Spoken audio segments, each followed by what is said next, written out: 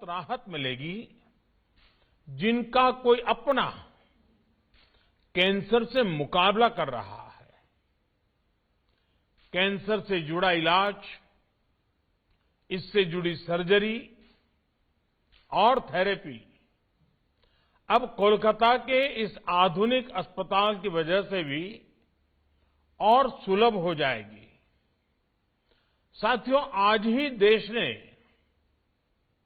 एक और महत्वपूर्ण पड़ाव को पार किया है। साल की शुरुआत देश ने 15 से 18 साल की उम्र के बच्चों के लिए वैक्सीनेशन से की थी।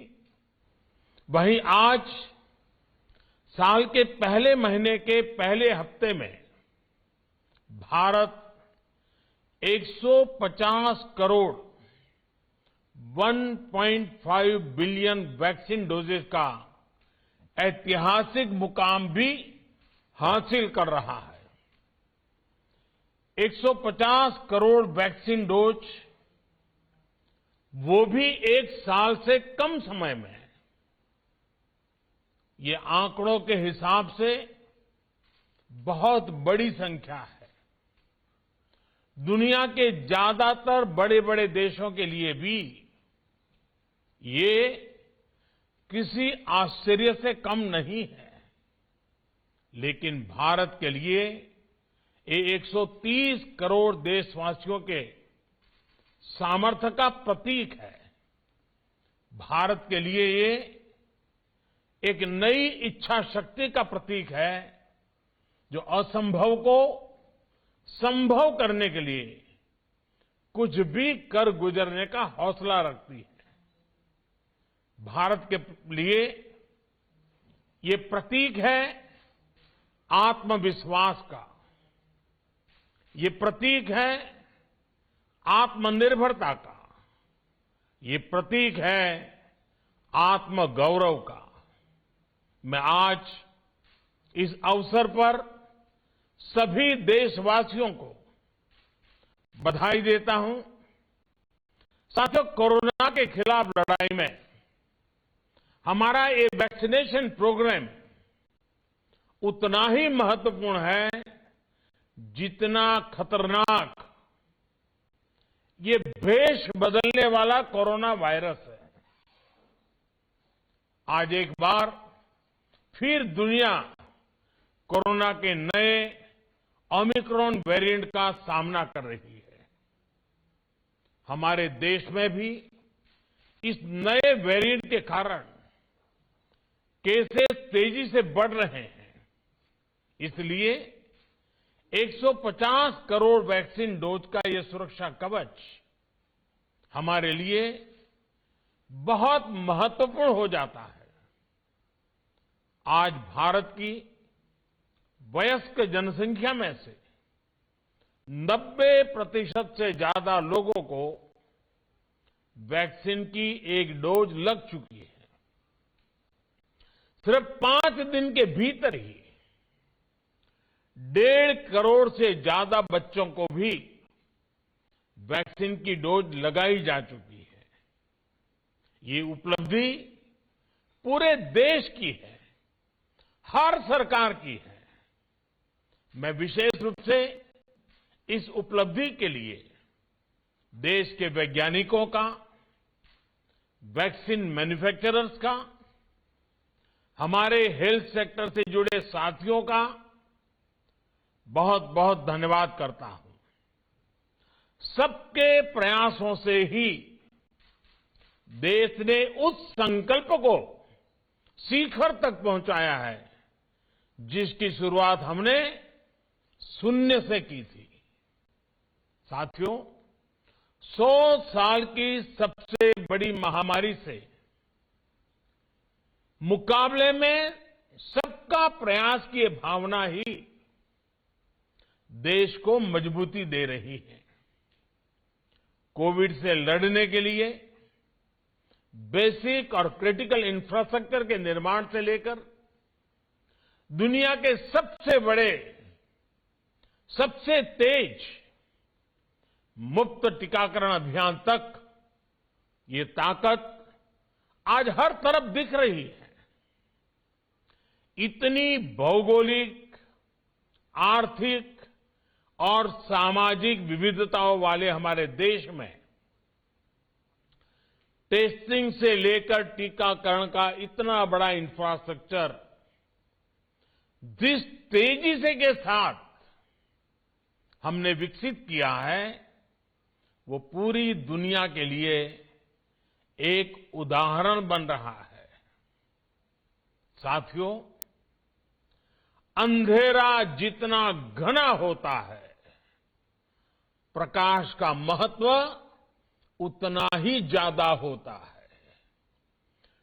चुनौतियां जितनी बड़ी होती हैं, हौसला उतना ही महत्वपूर्ण हो जाता है और लड़ाई जितनी कठिन हो, अस्त्र शस्त्र उतने ही जरूरी हो जाते हैं।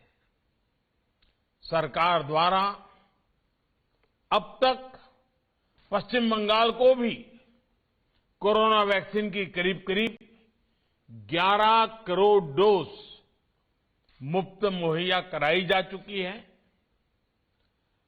बंगाल को 1,500 से अधिक वेंटिलेटर, 9,000 से ज्यादा नए ऑक्सीजन सिलेंडर भी दिए गए हैं।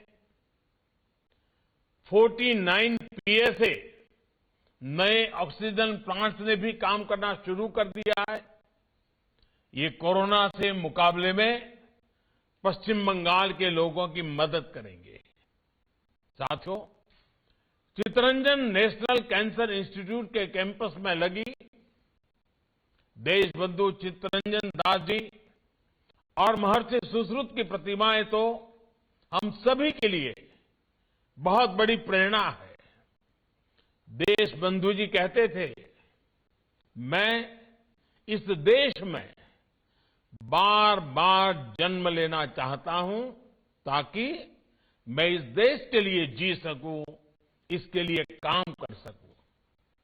महर्षि सुश्रुत स्वास्थ्य के क्षेत्र में पुरातन भारतीय ज्ञान के प्रतिबिंब रहे। ऐसी प्रेरणाओं से बीते वर्षों में देशवासियों के स्वास्थ्य से जुड़े संपूर्ण समाधानों के लिए होलिस्टिक तरीके से काम हुआ है। सबका प्रयास की भावना से आज देश के हेल्थ इंफ्रा को, हेल्थ प्लानिंग को इंटीग्रेटेड करने का, राष्ट्रीय संकल्पों से जोड़ने का काम तेजी से हो रहा है। हम हेल्थ सेक्टर में आज जो चुनौतियां हैं, उनसे निपटने के साथ साथ भविष्य को सुरक्षित बनाने के लिए भी निरंतर काम में जुटे हैं। वो वजह है जो बीमारियों का कारण बनती हैं, उन्हें दूर करने का प्रयास हो रहा है। बीमार होने की स्थिति में इलाज सस्ता और सुलभ हो, इस पर हमारी सरकार का ध्यान है। और उसके साथ ही डॉक्टर और मेडिकल इंफ्रा की कैपेसिटी का विस्तार करके स्वास्थ्य सेवाओं को बेहतर बनाया जा रहा है। साथियों, इसलिए अपने हेल्थ सेक्टर को ट्रांसफॉर्म करने के लिए देश आज preventive health, affordable health care, supply side intervention और मिशन मोड अभियानों को गति दे रहा है। प्रिवेंटिव हेल्थ केयर को yoga, Ayurveda, Fit India Movement, universal immunisation जैसे माध्यमों से प्रोत्साहित किया जा रहा है। स्वच्छ भारत मिशन और हर घर जल जैसी राष्ट्रीय योजनाओं से गांव और गरीब परिवारों को अनेक बीमारियों से बचाने में मदद मिल रही है।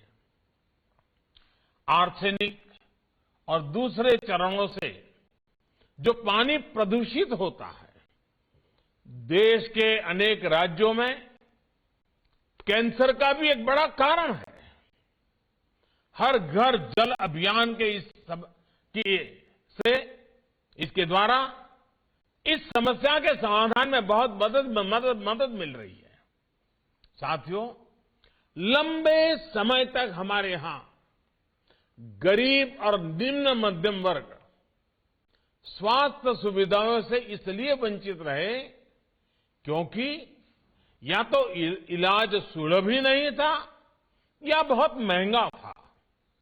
गरीब अगर गंभीर बीमारी से ग्रसित होता था तो उसके पास दो ही विकल्प थे, या तो वो कर्ज ले, अपना घर या जमीन बेचे, या फिर इलाज का विचार ही टाल दे। कैंसर की बीमारी तो ऐसी है जिसका नाम सुनते ही गरीब और मध्यम वर्ग हिम्मत हारने लगता है।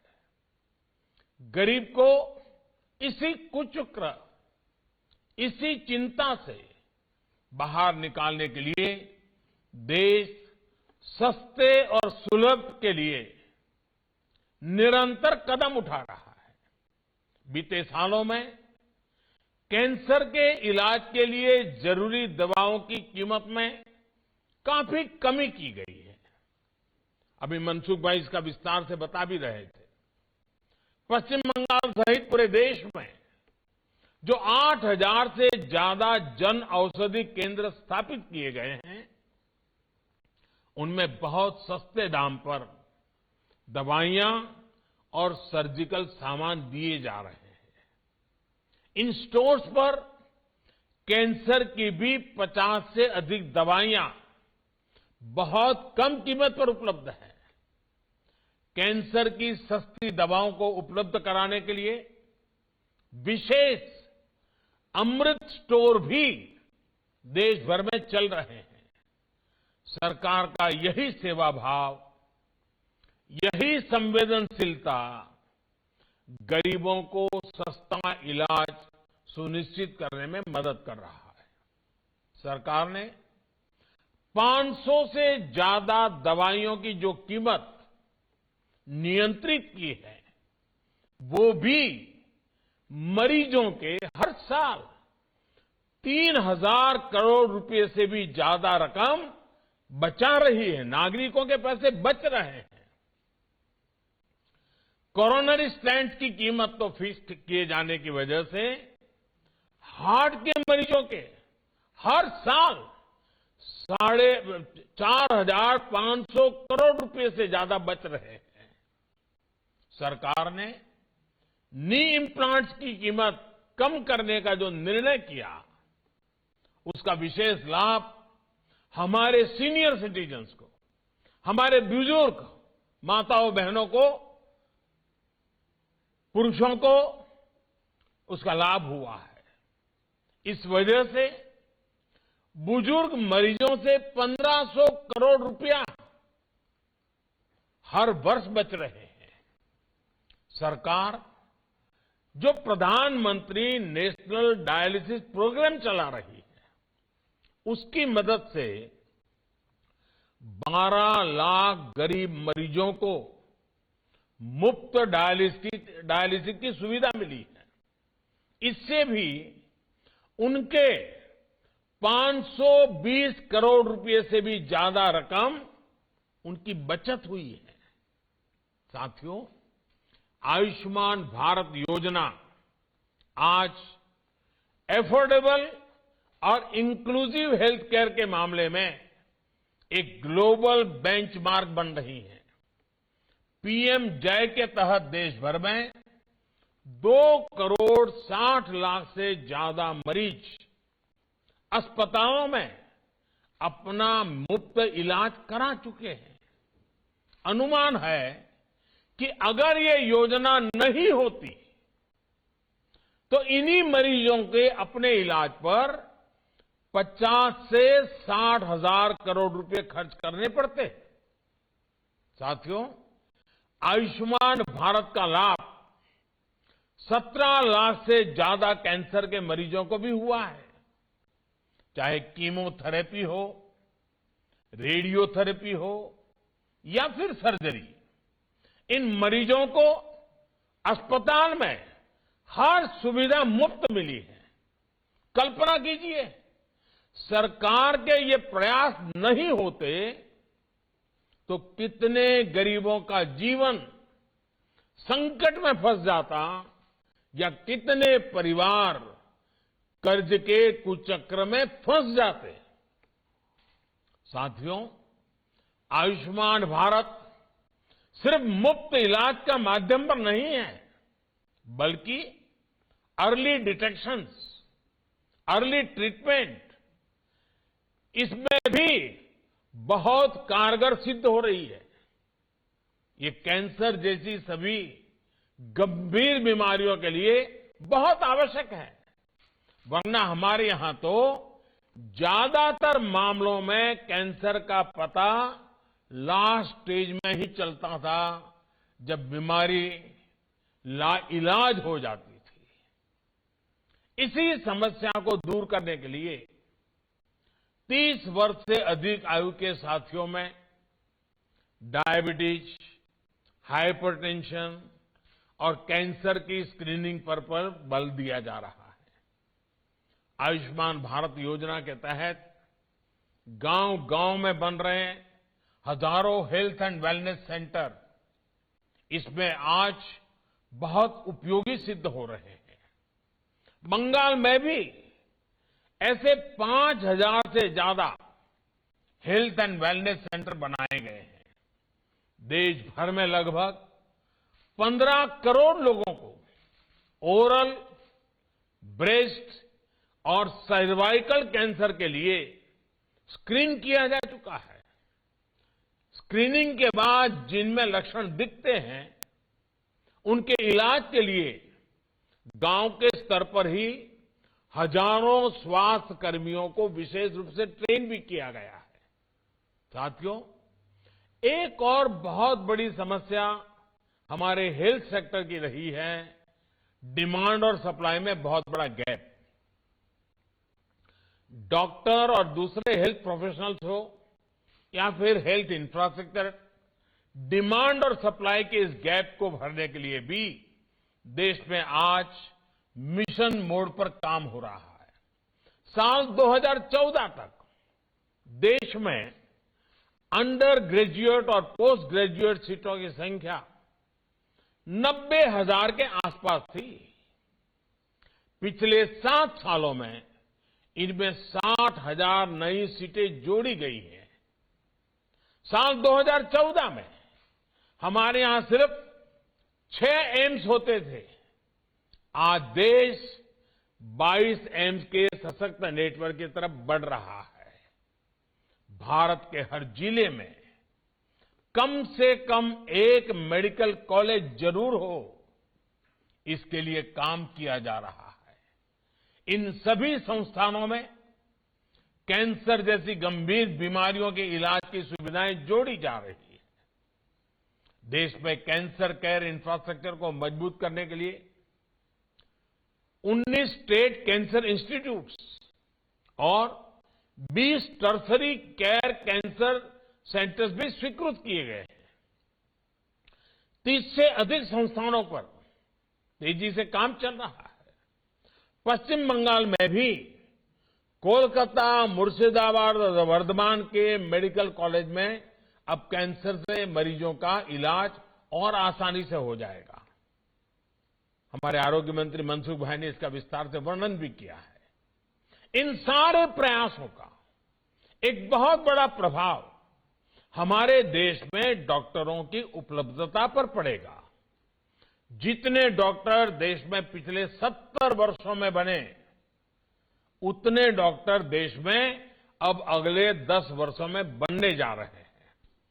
साथियों, पिछले वर्ष देश में जो 2 बड़े राष्ट्रीय अभियान शुरू किए गए हैं, वो भी भारत के हेल्थ सेक्टर को आधुनिक स्वरूप देने में बहुत मदद करेंगे। Ayushman Bharat digital health mission इलाज में देशवासियों की सहूलियत बढ़ाएगा। मेडिकल हिस्ट्री के डिजिटल रिकॉर्ड से इलाज आसान और प्रभावी हो जाएगा। छोटी छोटी बीमारियों के लिए अस्पताल के चक्कर का झंझट कम होगा और इलाज होने पर इलाज पर होने वाली अतिरिक्त खर्च से भी नागरिकों को मुक्ति मिल पाएगी। इसी तरह आयुष्मान भारत इंफ्रास्ट्रक्चर मिशन से क्रिटिकल हेल्थ केयर से जुड़ा मेडिकल इंफ्रास्ट्रक्चर बड़े शहरों के साथ साथ अब जिला और ब्लॉक स्तर पर भी सुलभ होगा। इस योजना के तहत पश्चिम बंगाल को भी 5 वर्ष में 2,500 करोड़ रुपए से अधिक की मदद मिलनी सुनिश्चित हुई है। इससे पूरे राज्य में सैकड़ों हेल्थ सब सेंटर्स बनेंगे। लगभग 1,000 शहरी health and wellness centre operational होंगे। दर्जनों district integrated public health labs बनेगी। अड़ी सोमवार से शुक्रवार शाम 6 बजे सिर्फ टीवी 9 भारतवर्ष पर।